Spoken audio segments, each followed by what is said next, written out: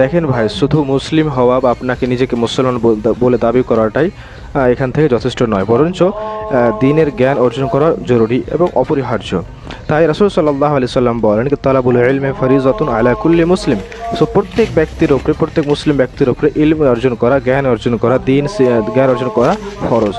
এখানে ফরজ বলে বোঝা যায় এই যে অতটুকু আপনাকে ইলম অর্জন করা, জ্ঞান অর্জন করা ফরজ যতটুকু বলতে আপনার দিন ধর্ম, আপনি শরীয়তকে বুঝতে পারেন, যতটুকু আপনার ধর্ম চলতে পারে। যেমন আপনাকে নামাজ কীভাবে পড়তে হবে, ঈদের নামাজ কীভাবে পড়তে হবে, তো এগুলো আপনি জানতে পারেন। সিয়াম কীভাবে রাখতে হবে, না রোজা কীভাবে রাখতে হবে, হজ কীভাবে করতে হবে, জাকাত কীভাবে বের করতে হবে, এতটুকু আপনাকে ইলম রাখতেই হবে, রাখতেই হবে। এই অতটুকু ইলম অর্জন করা ফরজ এবং ফরজ না যদি আপনার ফরজ হয়ে থাকে, তাহলে পর আপনার অবস্থা একদিন না একদিন এমনই হবে। আপনি ঈদের নামাজ পড়তে যাবেন, আপনার ইমাম সাহেব আল্লাহু আকবার আল্লাহু আকবার বলতেই থাকবে, আর আপনি এদিকে সেজদা করবেন, রুকু করবেন, আর তাশাহুদে বসে থাকবেন, আবার উঠবেন, দেখেন ইমাম সাহেব আল্লাহু আকবার বলতেই আছে।